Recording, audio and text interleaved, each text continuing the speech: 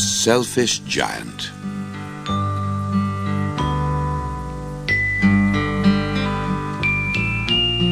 Every afternoon after school, some children played in the large, beautiful garden of a huge, deserted castle. They rode in the long, soft grass, hid behind the bushes covered with blossom, and climbed trees where the birds sang sweetly. They were very happy there. One afternoon, they were playing hide-and-seek when they heard a great voice boom out. "What are you doing in my garden?" it roared. Trembling with fear, the children peered out of their hiding places to see a very angry giant. He had finally decided to come home after living for 7 years with his friend, the Cornish ogre. "I came back to my castle for some peace and quiet," he thundered. "I don't want to listen to a lot of children laughing and shouting. Get out of my garden and don't come back." So the children ran away, as fast as their legs would carry them. "This garden belongs to me and nobody else," the giant mumbled to himself. "I shall make sure that nobody else can use it." So he built a high wall all around it, with sharp iron spikes on top. In the wall was a great iron gate, and on the gate the giant put a notice. "Keep out," it read. "Trespassers will be prosecuted." Every day the children poked their noses through the bars of the gate and looked longingly at the garden. Then, sadly, they wandered off to play on the hard, dusty road. Soon the winter came. Snow covered the ground with a thick white mantle, and frost painted the trees silver. The north wind howled round the giant's castle, and hail pounded the window panes. "Oh, I long for the spring," the giant sighed, as he sat huddled by the fire. At last, spring came. The snow and the frost disappeared, and the flowers pushed their heads up through the ground.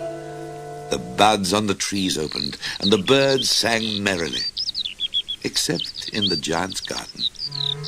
There the snow, the frost, and the north wind still danced through the bare branches of the trees. "The spring has refused to come to this garden," they cried. "At last we have a place where we can stay forever."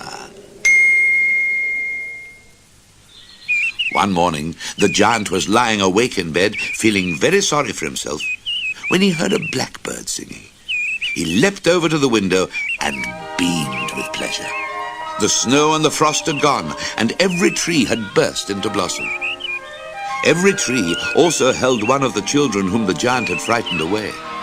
They had crept into the garden, through a hole in the wall, and the spring had rushed in after them. Only one child was still standing on the ground. He was a boy who was crying bitterly because he was too small to reach even the lowest branch of the smallest tree. The giant was moved to pity. "How selfish I have been," he said to himself. "Now I see why the spring wouldn't come to my garden.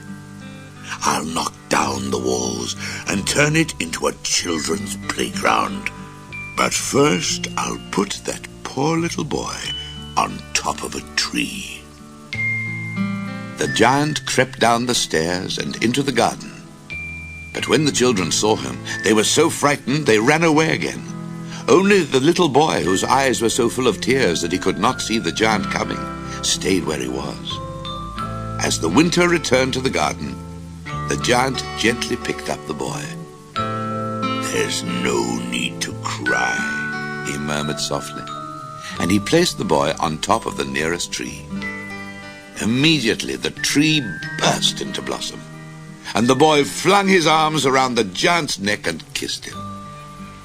When the children saw that the giant was kind and friendly, they came running back into the garden, through the hole in the wall, followed by the spring.